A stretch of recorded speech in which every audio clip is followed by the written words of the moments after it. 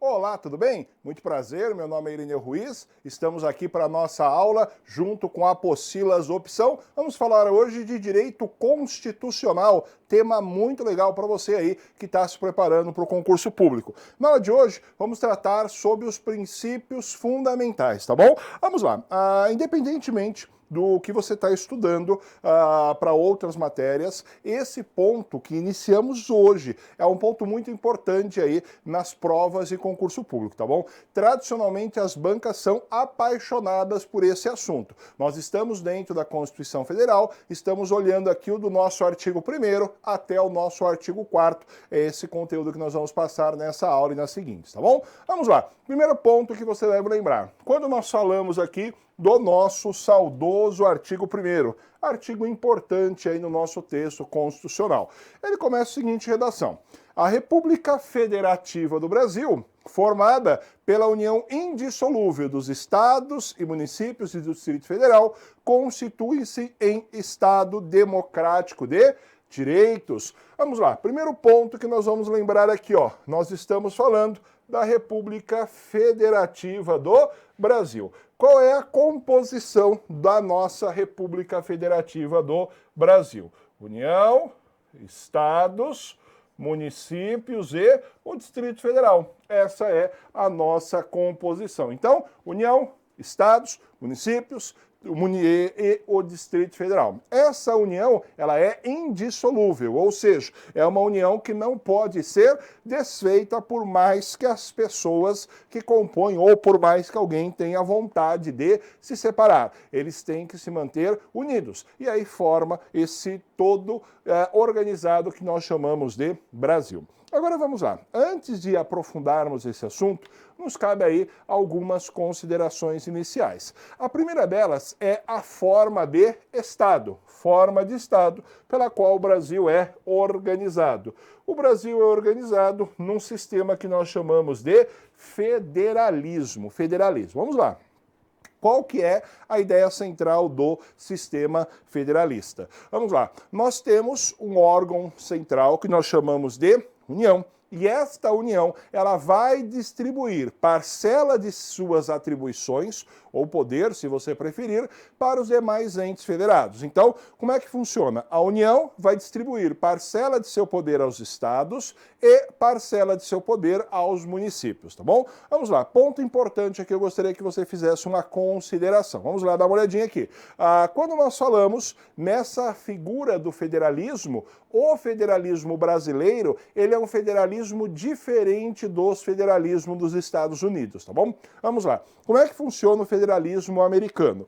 O federalismo americano é chamado de federalismo de primeiro grau. O que significa dizer isso? A União vai passar parcela de suas atribuições aos estados. Então, cada um dos estados americanos, eles possuem uma autonomia muito grande em face da União. Tanto que se você for estudar o direito norte-americano, se você, até mesmo muitas vezes por filme você consegue perceber isso, cada estado ele possui algumas regras específicas. Por exemplo, alguns estados você pode consumir substância entorpecente, como por exemplo maconha. Você pode acender em alguns estados um cigarro de maconha e fumar, outros estados você não pode. Alguns estados possuem a pena de morte, outros estados não possuem. Tudo depende aí desta autonomia, tá bom? Então esse é o federalismo de primeiro grau. No sistema americano, o município, que é o menor ente federalista do federalismo, ele não possui praticamente autonomia. A autonomia dele é praticamente zero, tá bom? Agora, perceba,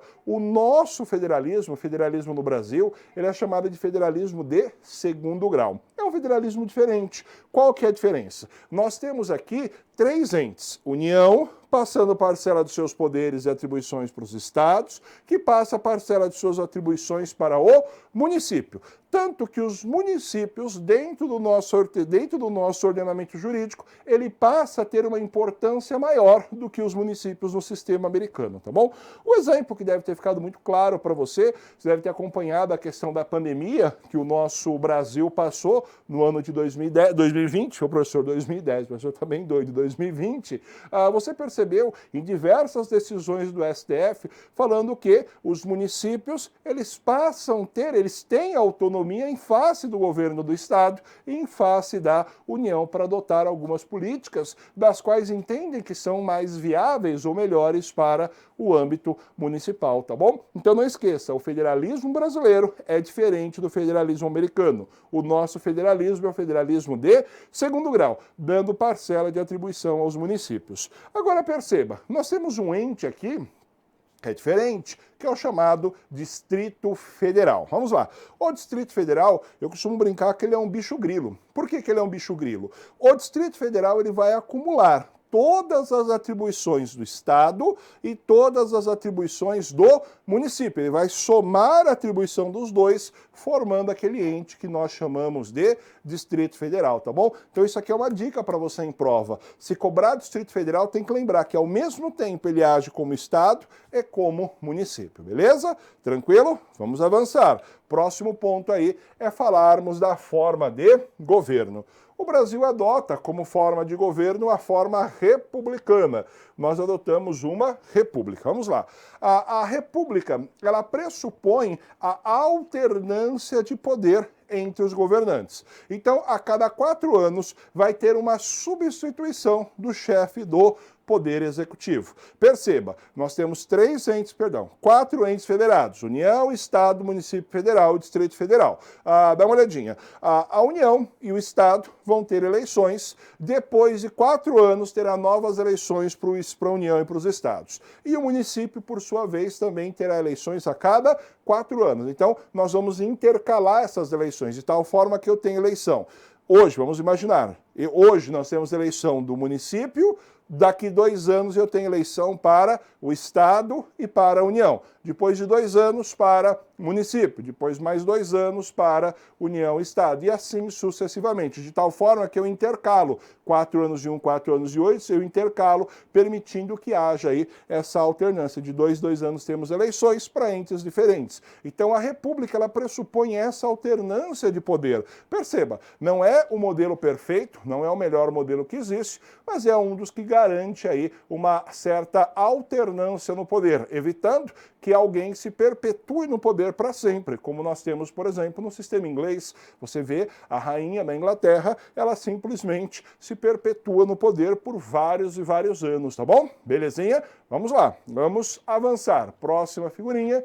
O Brasil, ele, por conta disso, ele é chamado de um Estado democrático de direitos. Perceba, está aqui na nossa última linha do artigo 1º.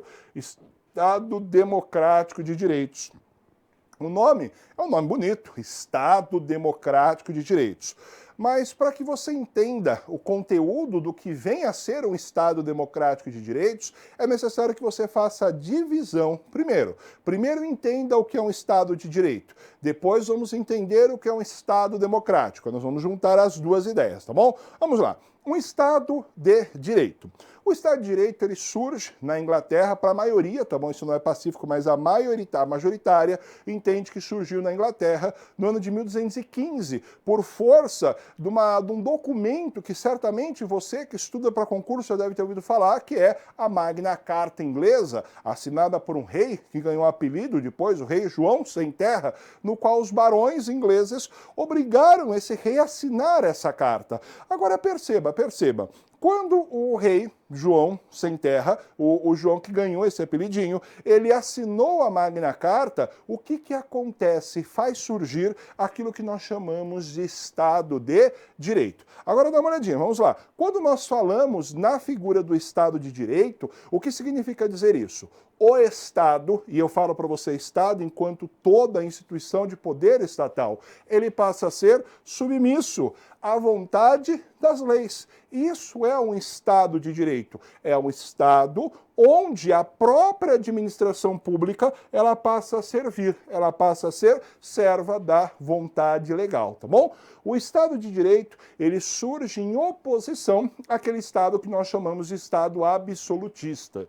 O Estado absolutista, todo o poder está concentrado nas mãos do rei. Tanto tem uma figura do rei Luís XIV, conhecido como Rei Luís Sol, né, o Rei Sol, onde ele fala aquela célebre frase: o poder o poder não, o Estado sou eu. O que significa dizer isso dentro de um sistema absolutista? Todo o poder está na mão do rei. Quem manda e desmanda é essa figura do monarca, do rei, se você preferir. Agora, no Estado de Direito, não. O próprio responsável pela administração pública, o rei, o presidente ou quem vai depender da estrutura que o país formar, ele passa a ser servo, ele passa a seguir a vontade da lei. E a lei, em última análise, ela é feita pelo poder legislativo, Congresso ou Parlamento, dependendo da formação que você tiver, e o Parlamento ou o Congresso, ele representa a vontade de todos. Então, em última análise, nós podemos falar que no Estado de Direito prevalece a vontade de todos, pactuada por meio da lei, por meio da vontade legal, tá bom? Então, isso é um Estado de Direitos. Agora, um Estado democrático. O Estado democrático, por sua vez, ele é um Estado onde eu asseguro a participação da população na escolha de seus representantes.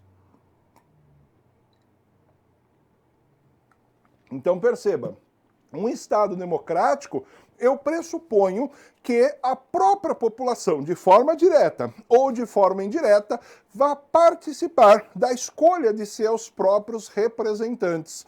Nesse momento, nós temos aquilo que nós chamamos de Estado democrático. É um Estado que permite a participação do povo na vontade, na condução da vontade do Estado, tá bom? Agora, olha que interessante, quando nós juntamos Estado de Direito e Estado democrático, nós temos esse conceito que vem a representar o Brasil. Então, o que significa dizer que o Brasil é um Estado democrático de direitos? Significa dizer que eu asseguro à população participação na tomada de decisões, nas chamadas decisões políticas, por meio de eleições diretas ou indiretas de seus representantes, sendo que os administradores, aqueles que passam a conduzir o Estado, eles passam a servir à vontade da lei. Então você percebe que o conceito do democrático e o conceito de direito, eles passam a se interagir, formando essa figura que nós chamamos de Estado democrático de direitos, tá bom? Bem interessante isso, muito legal aí essa reflexão, tá bom? Então não esqueça, o Brasil é um Estado democrático de